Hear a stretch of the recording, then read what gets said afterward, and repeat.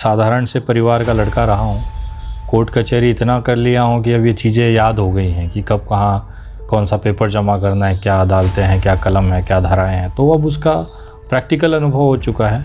उसी का जो भी कोशिश होता है किसी भी केस पर मेहनत करता हूँ, क्योंकि पता होता है कि अगला सवाल अदालत में क्या पूछा जाएगा, तो उसे हमें अपनी तरफ से क्या तैयारी तरीके से देहांत हुआ है। तब से ये लोगों ने अपनी राजनीतिक जो ज़मीन है बनाने की पूरी कोशिश की।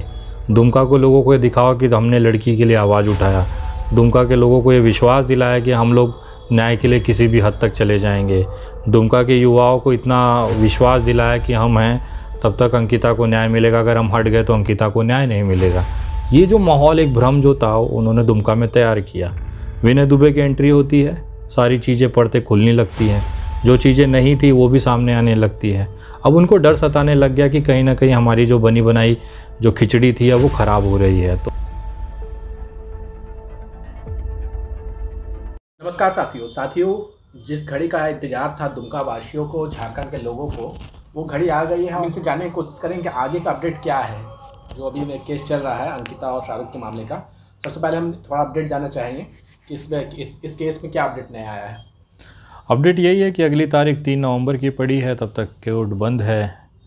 पुलिस अपनी तरफ से पूरी कोशिश कर रही है कि जो उन्होंने कहानी गढ़ी है उसको कोर्ट में साबित कर ले। हमारी तरफ से कोशिश ये है कि जितनी भी गलत चीज़ें हैं जो मैच नहीं करती है उसको रिजेक्ट किया जाए कोर्ट से।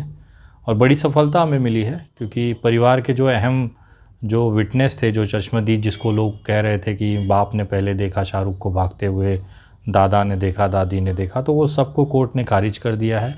उनको हेयर से विटनेस बना दिया गया है कि मतलब आपका बयान जो है वो सुनी सुनाई बातों पर है।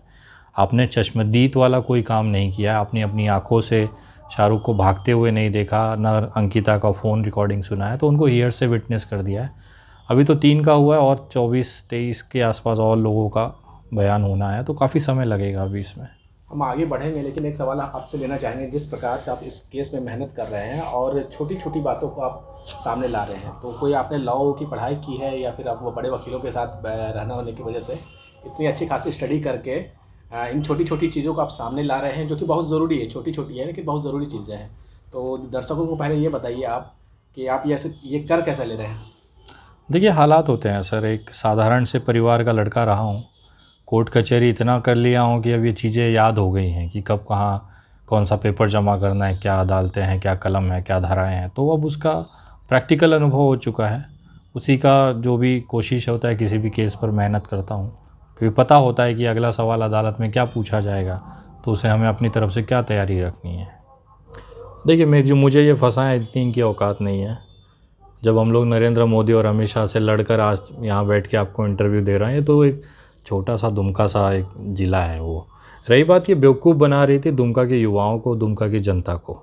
जिस तरह से जब से अंकिता जल के उसका दुर्दैवी तरीके से देहांत हुआ है, तब से ये लोगों ने अपनी राजनीतिक जो ज़मीन है बनाने की पूरी कोशिश की। दुमका को लोगों को ये दिखावा कि हमने लड़की के लिए आवाज़ उठाया। दुमका के लोगों को ये विश्वास दिलाया कि हम लोग न्याय के लिए किसी भी हद तक चले जाएंगे। दुमका के युवाओं को इतना विश्वास दिलाया कि हम हैं तब तक अंकिता को न्याय मिलेगा, अगर हम हट गए तो अंकिता को न्याय नहीं मिलेगा। ये जो माहौल, एक भ्रम जो था, उन्होंने दुमका में तैयार किया। विनय दुबे की एंट्री होती है, सारी चीज़ें पढ़ते खुलने लगती हैं, जो चीज़ें नहीं थी वो भी सामने आने लगती है। अब उनको डर सताने लग गया कि कहीं ना कहीं हमारी जो बनी बनाई जो खिचड़ी थी अब वो ख़राब हो रही है। तो उसको एक होता है ना कि सामने वाले विश्वास ना करे, उसलिए ऐसी कोई चीज़ें कर दो कि सामने वाले का विश्वास टूट जाए। तो इन्होंने वही हरकत की। उनको ये लगा कि मुंबई में बैठा हुआ एक लड़का यहाँ की औरतों को धमकी दे रहा है, पुलिस FIR कराएगा, पुलिस से घसीटवाएगा। मैंने ऐसी कोई बात नहीं की थी। मैंने लीगल तौर पे कहा था कि आपने कानून तोड़ा है, मैं FIR करा रहा हूँ, पुलिस गिरफ्तार करके आपको जेल में डालेगी, जो नॉर्मल प्रक्रिया है। उसको लेके इन्होंने एक झारखंड की महिलाओं के अस्मिता पे सवाल खड़ा कर दिया कि मुंबई का यूट्यूबर यहाँ की महिलाओं को धमकी दे रहा है। उसी को कंफर्म करने के लिए इन्होंने अपने भाई को बुलाया। अपने भाई ने, देखिए सबसे बड़ा बेवकूफ़ाना क्या लगा मुझे कि इनके भाई ने जो पुलिस स्टेटमेंट दिया उसमें उसने कहा कि उनके भाई की जो बहन है उसने पहले नीतू सिंह से बात किया, नीतू झा से बात किया। उसके बाद ये दोनों का मैसेज का आदान प्रदान हुआ। फिर उसके काफ़ी देर बाद इसके भाई ने उसको धमकी दिया मुंबई पुलिस का।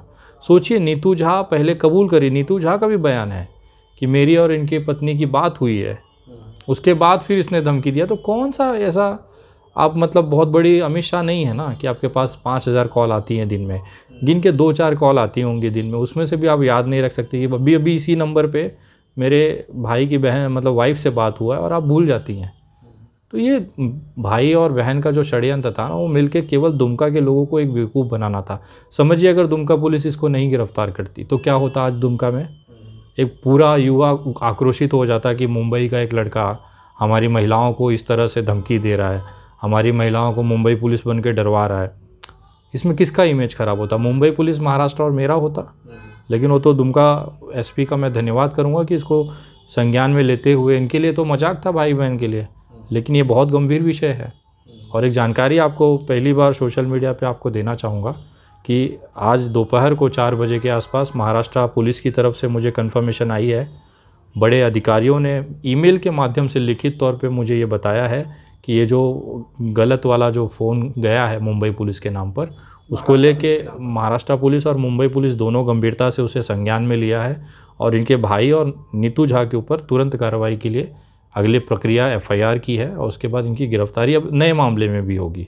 जो ये जो मजाक इन्होंने किया है किसी के नाम को, किसी मुंबई पुलिस जो है वर्ल्ड में दूसरे तीसरे नंबर पे आती है अपने जांच के लिए, अपनी प्रतिष्ठा के लिए। उसको झारखंड में बैठ के, दुमका में बैठ के अगर आप उसके अस्मिता से खिलवाड़ करोगे तो हमारी पुलिस इतनी कमज़ोर नहीं है कि आपको जवाब न दे पाए।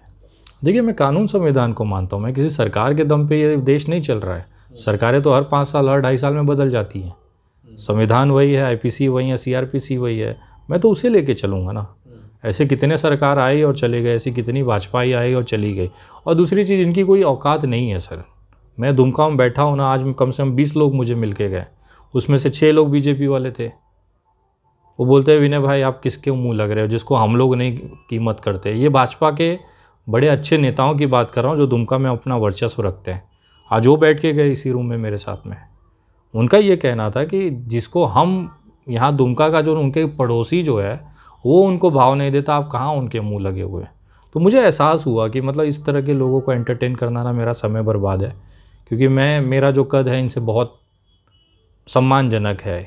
ये सिर्फ दुमका के लोगों को अपने भाई से धमकी दिलवा देंगी, अपने दोस्त से धमकी दिलवा देंगी, 4 औरतें खड़ी होकर लगेंगी भौंकने, नाचने। तो ये उनका हो सकता है, हमारा वो तरीका नहीं है। लेकिन कुछ ऐसे वीडियोस वायरल हुए हैं, कुछ राजनीतिक पार्टी की महिलाएं थीं या फिर सामाजिक महिलाएं थीं जो ये कह रही थी कि अंकिता को जो है पेट्रोल डाल करके जलाया गया है और 17 वैज्ञानिकों ने, 17 साइंटिस्ट लोगों ने मिल करके ये साबित किया है कि वो पेट्रोल से जल करके उनकी मतलब मृत्यु हुई है, अंकिता की मृत्यु हुई है। सोचिए। और उसके बाद वो दावा कर रही हैं कि वो लोग मुंबई आने को तैयार हैं, आपके खिलाफ एक बहुत बड़ा आंदोलन खड़ा करेंगे, जिसमें 20,000 महिला जो हैं वो महाराष्ट्र जाएंगी और जेल भरो आंदोलन करेंगी। तो इससे समझ में आ रहा है कि दुमका में इस मामले को लेकर के कहीं ना कहीं राजनीति हो रही है, या जो भी है आंदोलन लोग करना चाह रहे हैं। करिए, सबका स्वागत है। अब वैज्ञानिकों को यही काम रह गया है, 17 वैज्ञानिक देश के अब ये खोज रहे हैं कि लड़की कैसे जली। ज़्यादा कुछ मत जाइए, हम लोग होटल में हैं, नीचे पेट्रोल पंप है बगल में, रोड क्रॉस करिए, आगे आप जाएंगे घंटा घर है, यहाँ पे पेट्रोल पंप जो नीचे है ना, यहीं चले जाइए। और 4 जो एकदम मतलब जो छपरी सा लड़का होगा ना, जो एकदम टपोरी टाइप एकदम, जो जिसको समाज भी नहीं पसंद करता है, ऐसा कोई छपरी लड़का पकड़िए, उसको पूछिए अंकिता कैसे मरी रे। वो वैज्ञानिक है जो इतनी मेहनत से खोजा ना, वो लड़का गुटखा चबा के बोलेगा अरे पेट्रोल से जली है। दुनिया का बच्चा जानता है लड़की कैसे मरी है।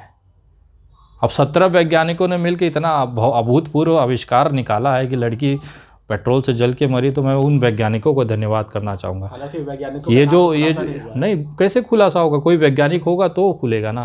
ये फॉरेंसिक टीम होती है, पुलिस विभाग का एक फॉरेंसिक डिपार्टमेंट होता है, वो वैज्ञानिक नहीं होते हैं, वो साधारण ऑफिसर ही होते हैं। लेकिन वो केमिस्ट्री और बाकी जो गणित होती है, मतलब जो टर्मिनोलॉजी है, उसमें वो मास्टरी करके बैठते हैं। कौन से केमिकल से क्या हुआ है, क्या रिएक्शंस होते हैं, उसकी वो जांच करते हैं। फॉरेंसिक की जांच होती है, डीएनएस निकाले जाते हैं, बाल के सैंपल्स लिए जाते हैं, फिंगरप्रिंट्स ये उनका काम है। वैज्ञानिकों का काम नहीं है फिंगरप्रिंट खोजते रहना। फॉरेंसिक विभाग एक पुलिस विभाग का ही डिपार्टमेंट है। और जो लोग ये खबरें चला रहे हैं ना कि 17 वैज्ञानिकों ने, मैं भगवान से नमस्कार करता हूँ कि ऐसे ऐसे चूतिया लोगों को पत्रकार बना के भेज दिया गया है ना, तभी झारखंड को लोग इस तरह से देखते हैं। हमारा अगला सवाल ये है कि आपने बीच में अपडेट दिया था कि आप जो है वो अंकिता के पिता संजीव सिंह के ऊपर और जिन लोगों ने आपको धमकी दिया था वीडियो के माध्यम से आपको मारने की, पीटने की और चप्पल मारने की जो बातें की थी, उसको लेकर के आपने एक एफआईआर लॉन्च किया था, उसकी क्या अपडेट है? एफआईआर अभी रजिस्टर्ड हुई है, पुलिस जांच प्रक्रिया कर रही है, क्योंकि एक गिरफ्तारी का एक प्रावधान होता है जब अलग राज्य होता है। वहाँ की पुलिस यहाँ के एसपी को, पहले यहाँ के जो विभाग के जो अध्यक्ष हैं, नॉर्मली एसपी होता है, उसको इन्फॉर्म करती है, अपनी यहाँ के दर्ज एफआईआर की कॉपीज़ और बाकी डिटेल्स भेजती हैं। लोकल पुलिस यहाँ पे उनको गिरफ्तार करे या मुंबई पुलिस लोकल पुलिस के साथ जाके गिरफ्तार करे, ये प्रक्रिया है, ये चलती रहेगी। और रही बात संजीव सिंह की, उनका तो जेल जाना लगभग तय हो चुका है। अंकिता हत्याकांड में केवल अंकिता हत्याकांड का ही केस नहीं है, बाल विवाह का मसला बनता है, कोर्ट को गलत डॉक्यूमेंट देना मसला बनता है, अपने बच्ची की एज छुपा के एक 17 साल की बच्ची को शारीरिक शोषण करा रहा है वो बाप।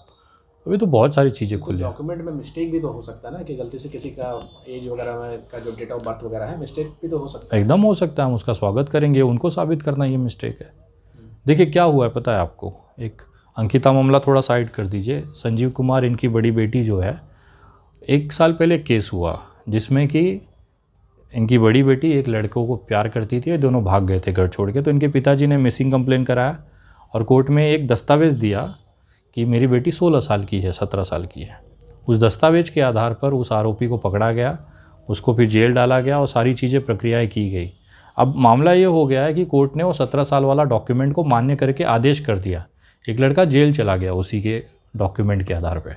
अब संजीव सिंह के पास 2 रास्ते हैं, या तो वो कहे कि वो डॉक्यूमेंट गलत है, तो अदालत के सामने गलत डॉक्यूमेंट जमा करने का केस बनता है, पुलिस को गुमराह करने का केस बनता है। एक बेगुनाह को आपने जेल डलवाया गलत डॉक्यूमेंट के हिसाब से, आपको जेल जाना तय है। अगर वो बोलते हैं डॉक्यूमेंट सही है, बच्चे की ये 17 ही साल है जैसा उसके डॉक्यूमेंट में है, तो बाल विवाह के मामले में उनको जेल जाना तय है।